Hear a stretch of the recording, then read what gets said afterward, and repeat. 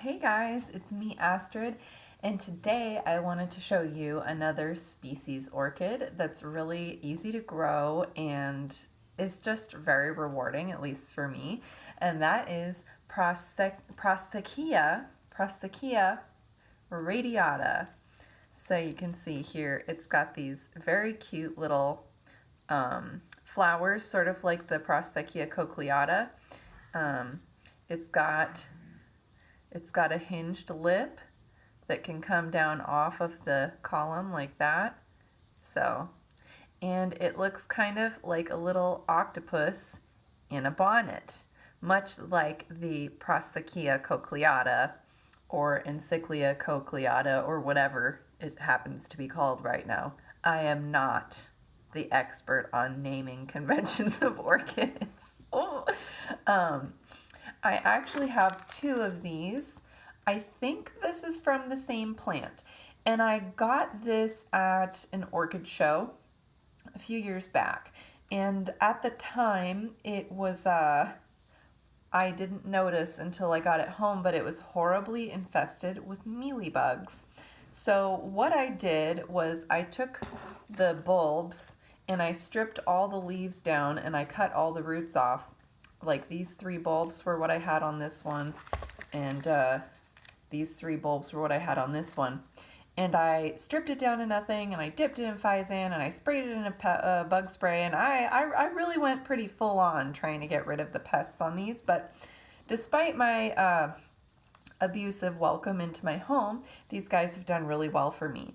And you can see that as it's grown, so here's the older bulb, and then here's a newer bulb that's kind of small, and a newer bulb that's even a little bigger, and I predict that this bulb will get even bigger and start looking like some of these back bulbs. As you can see, it's sympodial. This plant is native to like Mexico and Belize, so like Middle America, Central America. And it blooms for me very reliably. It doesn't put up a sheath, it just puts up a spike. And I've got clusters of flowers like this coming off of it. It says it can have like up to 12 blooms per inflorescence. I usually only get 5 or 6, but that's because my orchid care is so at best because I'm lazy. But even with that, this grows pretty well for me. Now I'll give you the rundown on my conditions. I have really pure water. My tap water is like under 30 ppm TDS. My temps are warm, so it's like 70 plus degrees most of the time, and my humidity is between 50 and 60%, and I grow these under lights, T5HO and LED mix. And it does really well, and I have these both in semi-hydro. They've been in semi-hydro for a few years. I think that the root situation on these, they could do with some more roots. I could do something to encourage more root growth. You can see here, like there's all these root tips that didn't quite go anywhere, and that's probably due to humidity issues. And honestly, I think something that's lacking in my care with these orchids is that I just don't water them enough. They seem like they'd be an orchid that would want to like dry out, kind of like a cattleya, and thrive on a little bit of like longer dry times. But based on what I've observed, I think these ones might want to be moist a little more often than I've been doing, somewhere between a cattleya and a phalaenopsis. Finally, let's talk about the fragrance. So this flower is really cool. I love how it looks again, and you can see also how it looks like an Encyclia bloom. Like if you flipped it upside down, there, it looks like a normal Encyclia. See that?